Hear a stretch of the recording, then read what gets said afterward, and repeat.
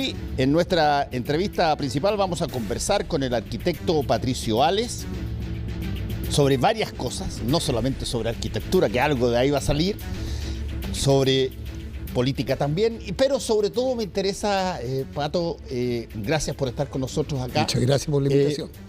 Me interesa que nos des una mirada. Tú eres una persona que ha sido políticamente activa todo el tiempo, toda tu vida de adulta, en el Partido Comunista además, pero eres un arquitecto de fuste que es reconocido, haces una serie de otras cosas y quería conversar contigo un poquitito cómo se ve la situación actual desde el ángulo de la izquierda más tradicional, si tú quieres, junto con el Partido Socialista, el PC.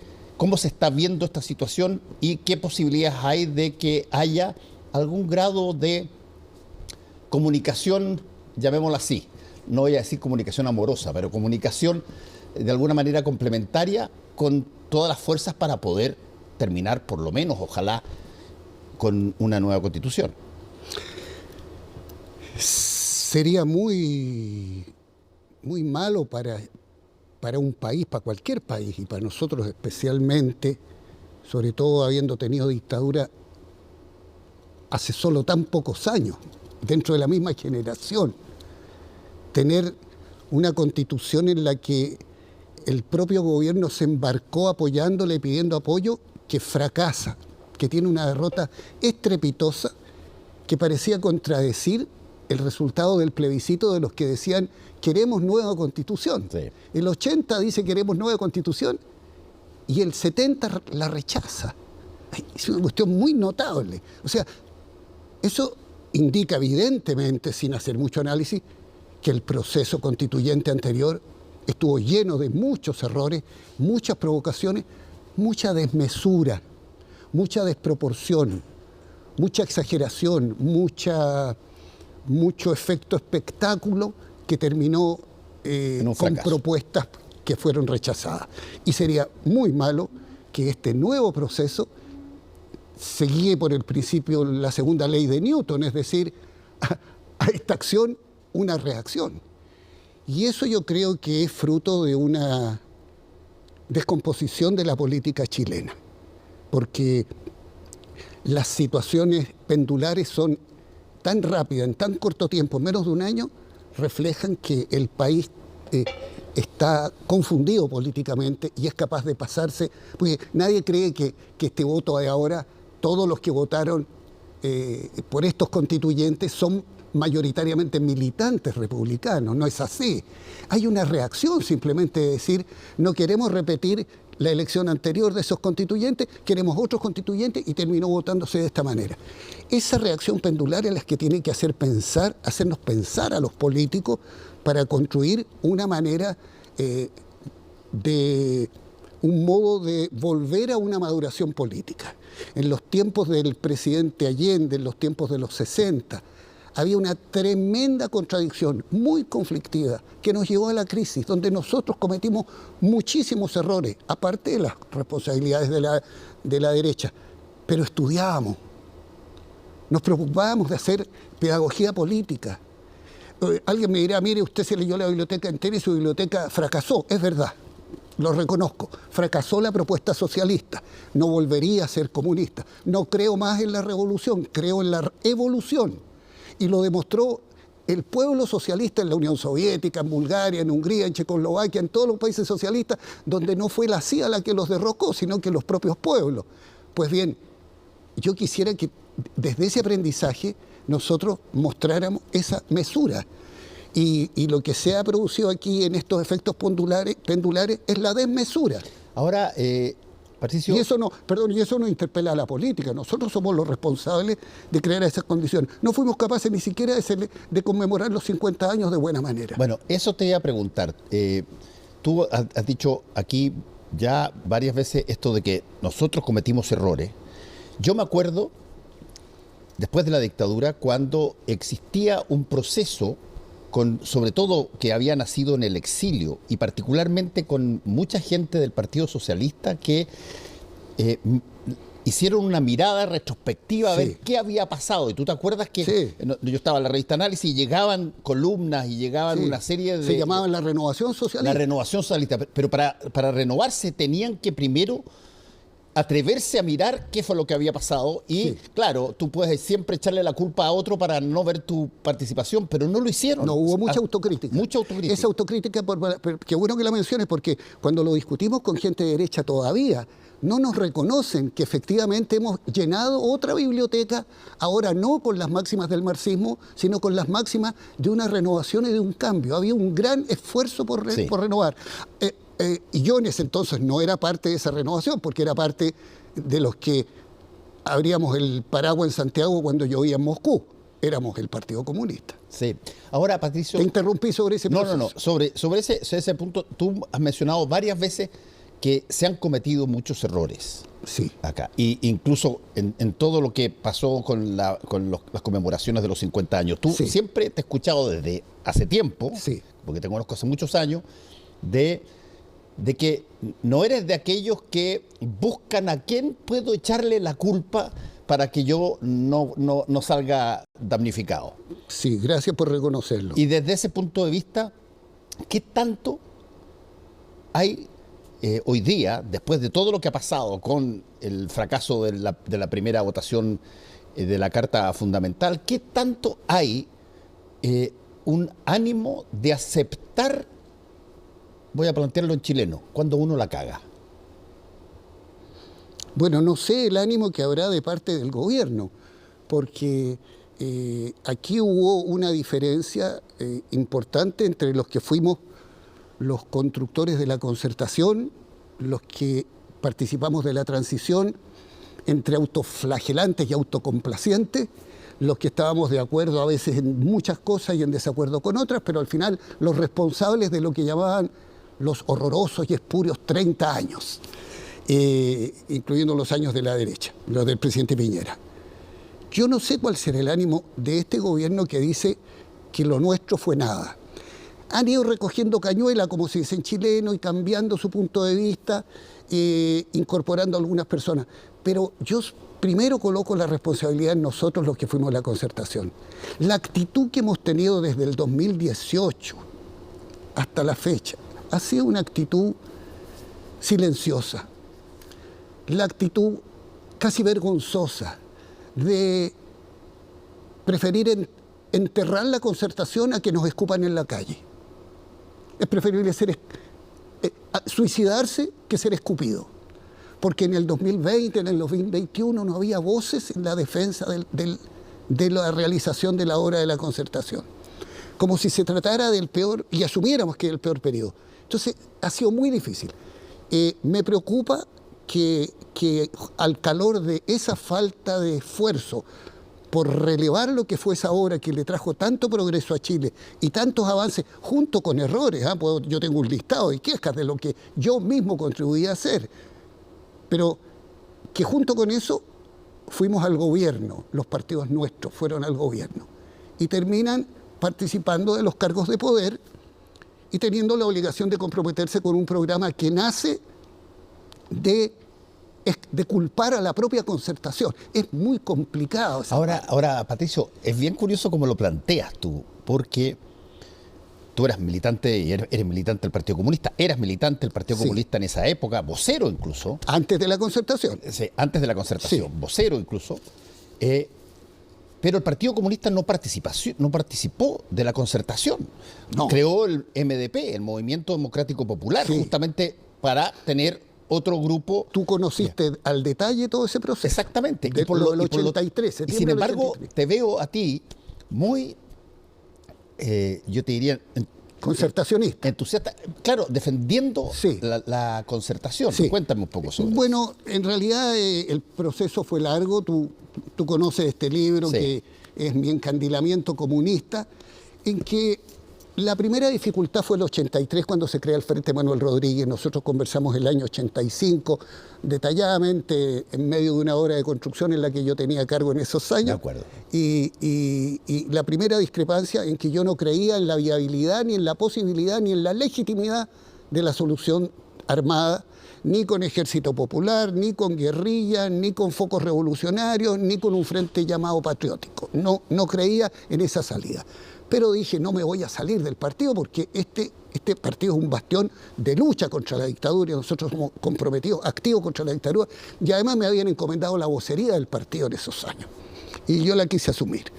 Y después la gran distancia fue cuando el Partido Comunista dice que el plebiscito del 5 de octubre de pasado mañana, el plebiscito del 5 de octubre va a ganar el fraude y que nunca una dictadura ha perdido un plebiscito y que por lo tanto todos los que estamos de acuerdo con inscribirnos en los registros electorales pasamos a ser unos traidores colaboradores de la dictadura. Y yo, militante comunista, tomo la decisión de ir a ver a Julieta Campuzano, de otra extracción de clase, de otro origen, de otra historia muy distinta a la mía, de una respetabilidad mucho mayor que la mía, de otra edad también, de una mujer del exilio. Yo en cambio viví aquí y le digo, compañera Julieta, ¿qué piensa de esto? Y ella me dice que está de acuerdo con que hay que inscribirse y los dos fuimos a inscribirnos de manera simbólica, 2 generaciones, 2 extracciones, 2 grupos comunistas a inscribirnos en los registros para impulsar la inscripción. Ahí fue la gran diferencia. Y yo creo que eso me marca para entrar a la Concertación. Pero no quise irme hasta que terminara la dictadura y me voy al día siguiente que asume el presidente Elwin. El presidente asume el domingo y yo el día lunes doy la conferencia de prensa con un grupo de personas diciendo que me voy, no con el objeto de quebrar el partido porque nunca pretendí eso, no tenía interés, pero ya me voy colmado de una distancia muy fuerte en lo nacional y que en lo internacional ya era muy fuerte y que no la había inventado yo, la había inventado el pueblo soviético con Gorbachov, con una valentía tremenda para decir esto no da para más. Fracasó la propuesta comunista, la ideología y la propuesta política comunista de tener el poder con una dictadura llamada del proletariado, donde no haya libertad ni democracia, porque eso es bueno por un tiempo. Claro que el tiempo eran como 72 años, y que eso todavía está vigente en los libros de todos los comunistas del mundo. Servía para terminar con la pobreza. Bueno, nos tapábamos un ojo respecto a Stalin, no escuchábamos los ruidos de las piedras contra el muro el muro de Berlín, no veíamos los tanques soviéticos en Checoslovaquia, no veíamos la masacre en Hungría, porque íbamos a terminar la pobreza. Éramos los que veníamos de los colegios católicos, de los colegios bien pagados, de ahí venía, yo era compañero de Juan Gabriel Valdés, Zulet, que todavía es socialista, de Máximo Pacheco Mate, en otro colegio de los mismos, de Gustavo Lagos Cruzco, de esos colegios veníamos creyendo que aquí, que con los curas ayudábamos a los pobres y con los comunistas resolvíamos la pobreza. Y nos hicimos en el marxismo. Entonces, la perestroika, la renovación socialista, en el mundo socialista nos cambia mucho la mirada internacional. Pero en lo nacional, el no querer ir al plebiscito por parte del Partido Comunista, y el Partido Comunista es derrotado en eso, y finalmente los últimos días da libertad de acción. Sí. Pero mi libro, donde cuento de cómo me encandilé siendo comunista, parte contando el episodio del compañero que tiene un M16 y me dice, yo me voy a parar frente al mono Pilucho, el griego del Estadio Nacional, en ese local de votación con 2 cargadores de M16 calibre 5.56. Bueno, yo conozco, estuve en fin, tú sabes que conozco. Frente a la casa de tu papá. Exactamente. Y ahí entonces él iba a disparar porque iba a ganar el fraude, se iba a imponer con las balas el fraude por parte de Pinochet. Entonces, el Partido Comunista es derrotado porque la gente se inscribe en los registros electorales, los militantes van a inscribirse en los registros electorales y por eso... Y gana el no. Y termina ganando el no, que es la derrota total. Entonces, y viene a formar parte del gobierno recién en Bachelet II. Sí. Y no forma nunca parte de los gobiernos de la Concertación. Y yo creo que toda esa porfía, a pesar que ya su referente ideológico, incluso su sujeto ideológico, la mayoría de la gente que nos escucha de los chilenos, no creo que esté preocupado de la categoría del sujeto revolucionario en la clase obrera, está preocupado de ser un emprendedor pequeño. Hay una conquista ideológica muy fuerte en contra de lo que propone el Partido Comunista. Pero el Partido Comunista no era mi preocupación, porque yo decía, es un partido que ya no tiene referente. Lo que me preocupaba era que la Concertación triunfara. Y cuando este gobierno del presidente Boric triunfa, su propuesta tan maximalista, queriendo conquistarlo todo. Fíjate que hay cosas en el programa todavía que uno dice, pero ¿cómo es posible que se haya propuesto en la página 103 del programa no habrá desalojo de tomas? Con razón este proyecto de usurpaciones, contra las usurpaciones, sigue la línea, pues.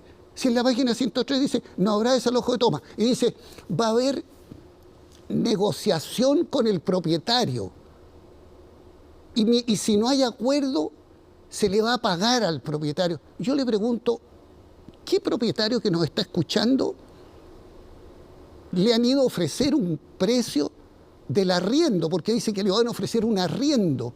Está en el programa, página 103.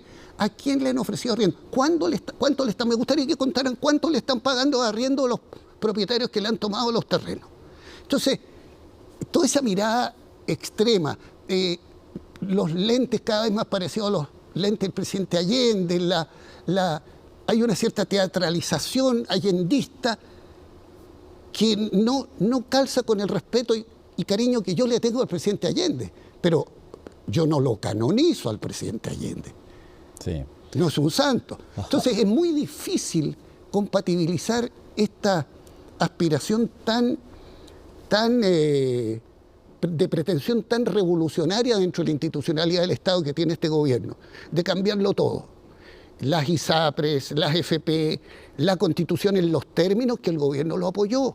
Si uno lee las propuestas que se hicieron y que fueron apoyadas por el gobierno del presidente Boric, en la Constitución que fue rechazada, ahí uno ve la dificultad del acuerdo. Cuando tú me haces esta pregunta, yo te digo, miremos lo que apoyó este gobierno en la constituyente que fue rechazada por el pueblo chileno, en una derrota estrepitosa. Ahí está la respuesta en detalle, tema por tema, lo que produce la dificultad enorme de encontrar un acuerdo.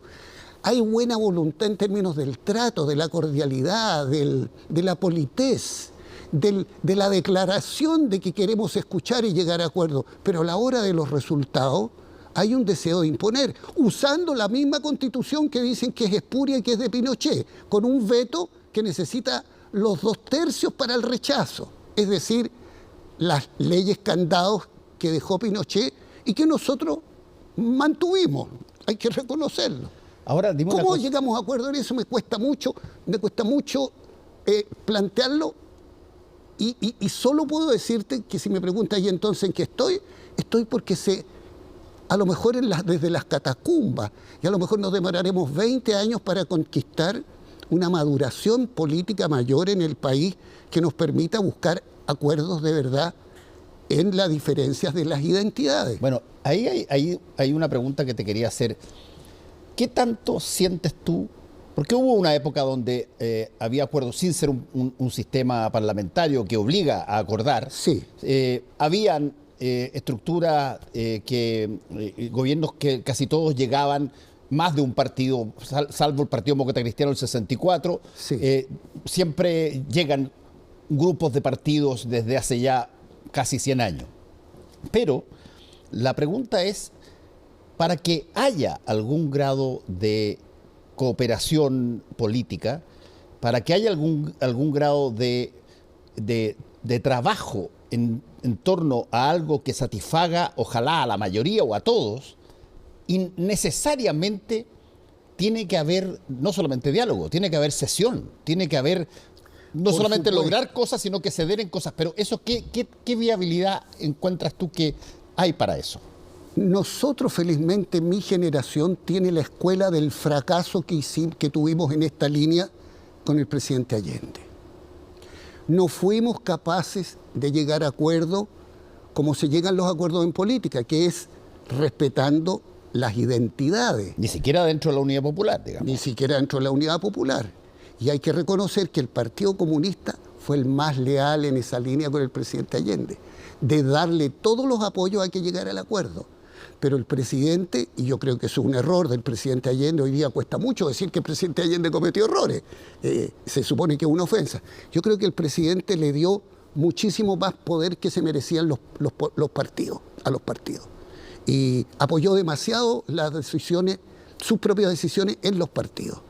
Él tenía siempre la preocupación de no romper la unidad de los partidos y no romper la unidad popular.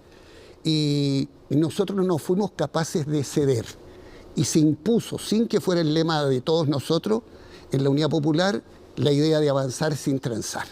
Y a eso se parece un poco, se pareció el programa del actual gobierno y se parece a veces alguna de las actitudes que tiene este gobierno.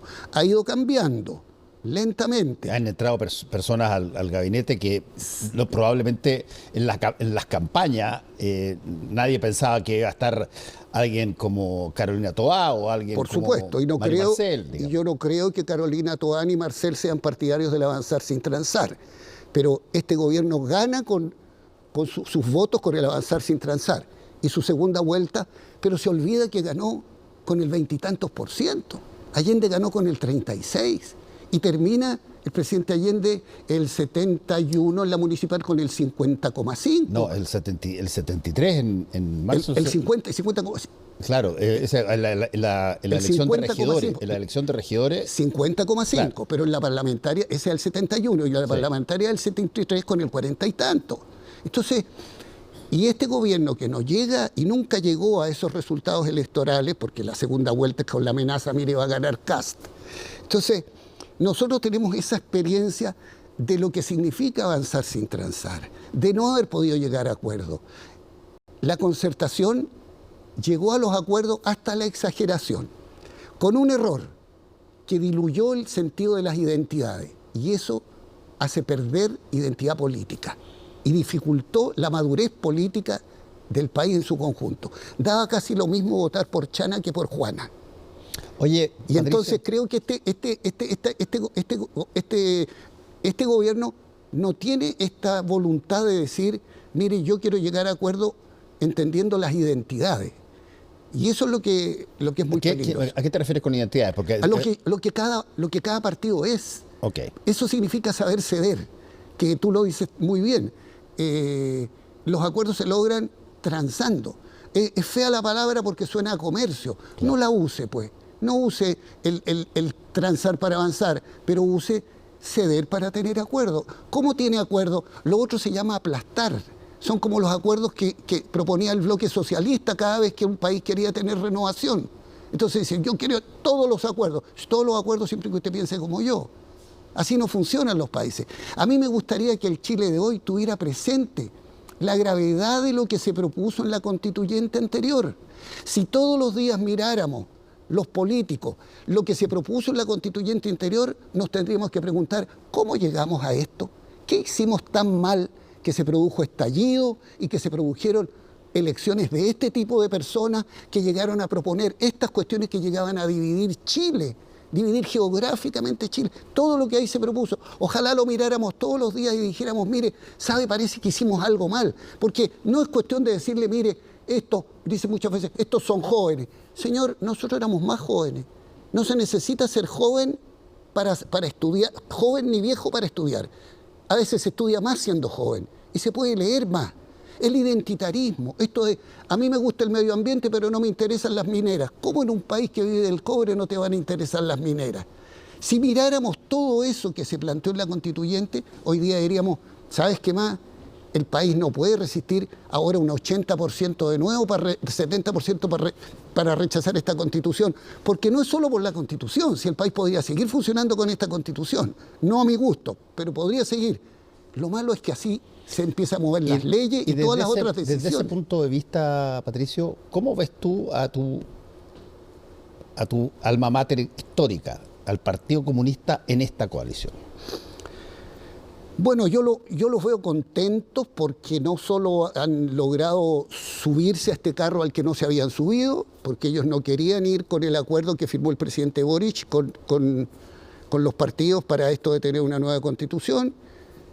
Hablaron primero de rodear la constituyente y después de eso lograron elegir personas que terminaron haciendo las propuestas que resultaron, pero colocaron liderazgo, mostraron personas estudiosas, personas de prestigio, pero para sus ideas, naturalmente. Y creo que se han fortalecido muy bien electoralmente, pero tienen una carencia de solidez ideológica estructural brutal. No está el paradigma socialista, en primer lugar. Sí. No me imagino que estén pensando que le van a ofrecer al pueblo chileno vivir como en Cuba. No saben qué hacer con la carga del marxismo. Entiendo que puedan entender que es valioso e interesante el materialismo histórico como interpretación de la historia, pero ¿qué van a hacer con la dictadura del proletariado? ¿Qué van a hacer con la...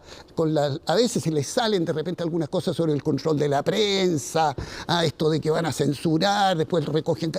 Pero tienen una formación ideológica que no funciona en el mundo de hoy.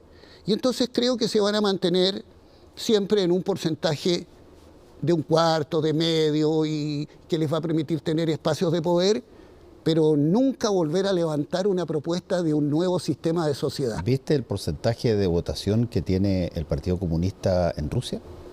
No. 5%. 5%. Imagínate. Y ese era nuestro paradigma. Y quien gobierna hoy día en Rusia, para todos los efectos prácticos, desde una mirada, si tú quieres, política, es un conservador. Es alguien que mueve el capitalismo salvaje. Claro, pero es un conservador en el sentido de que él añora... Políticamente claro, quiere la dictat. No añora la Unión Soviética, añora el imperio ruso. Quiere la dictat de la KGB, la dictat del estalinismo, pero quiere las formas y el expansionismo del zarismo. No quiere democracia. Déjame preguntarte algo, ahora que estamos terminando ya, pero déjame preguntarte algo sobre algo que escribiste en torno a la película de Pablo Larraín. La película que tiene como personaje principal, en términos característicos, a Pinochet. Sí. Y es Pinochet puesto en forma de vampiro. Y es una película que no es de fácil comprensión así, de buenas a primeras, y mirarla y ya te la entendí y caché para dónde iba la cosa. Pero tú hiciste una locución que me parece bastante coincidente con la que hice yo cuando la vi, que es que de pronto creo que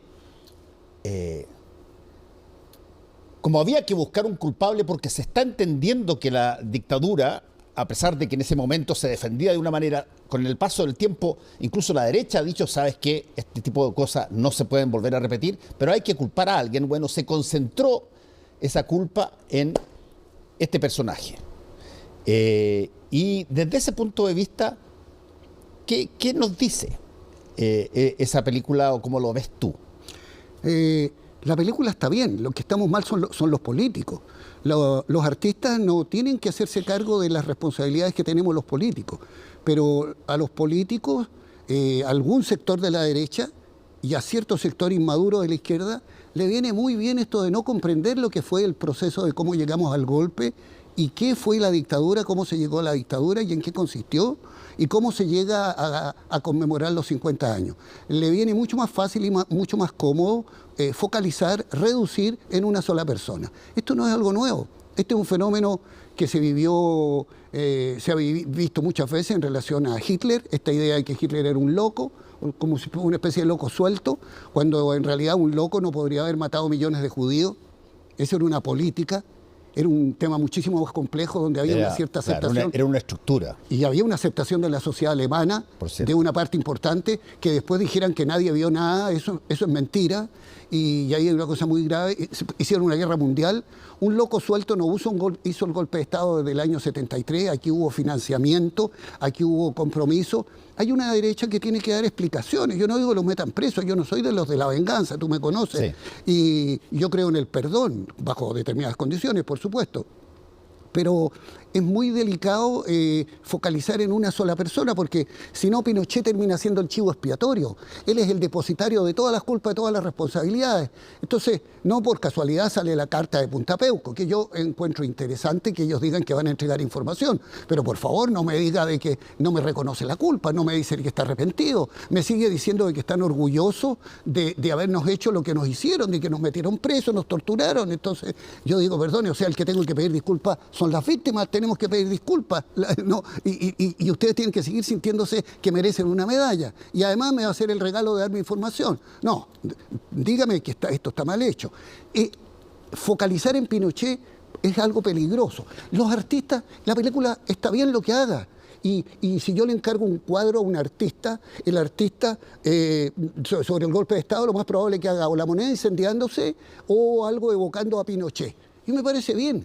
Lo que pasa es que, y no le pidamos a la Larraín ni a los que hicieron la película, me encantaría participar en un debate con ellos, no le pidan a ellos, no le pidan a los Larraín que hagan la tarea que tenemos que hacer los políticos. Los políticos son los que tenemos que dar la explicación de la mirada compleja como tendrían que haber dado en Alemania y en el mundo la explicación de cómo se fue ese fenómeno. O el año 56, cuando el Partido Comunista de la Unión Soviética, para lavar su imagen, decía hacer el 20º Congreso. Nikita Khrushchev, de una manera valiente, comienza a hacer las denuncias de lo que ocurrió en tiempos de Stalin, se cuentan todos los crímenes, pero al final el Congreso, 20º Congreso del año 56, termina en la invasión de Hungría del año 57. O sea, servía para lavar las culpas, focalizándolo en Stalin para poder salvar al socialismo.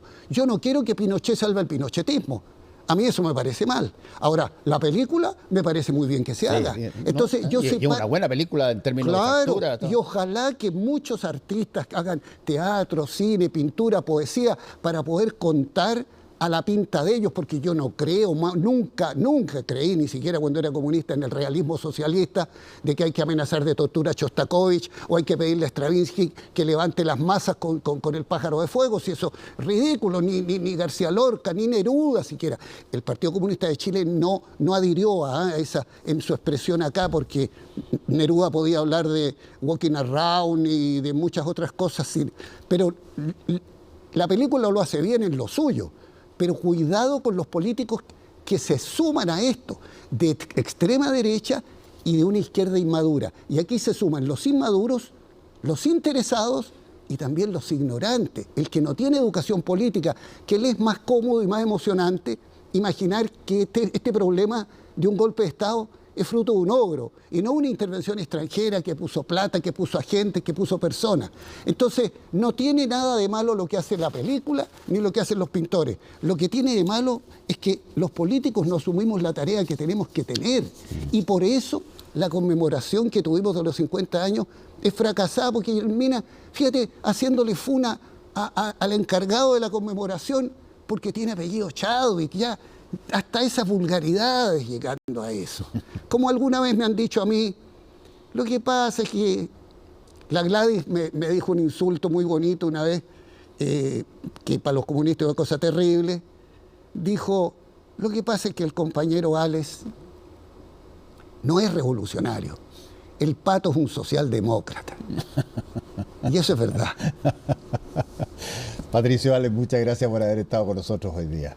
Que te vaya muy bien. Muchas gracias.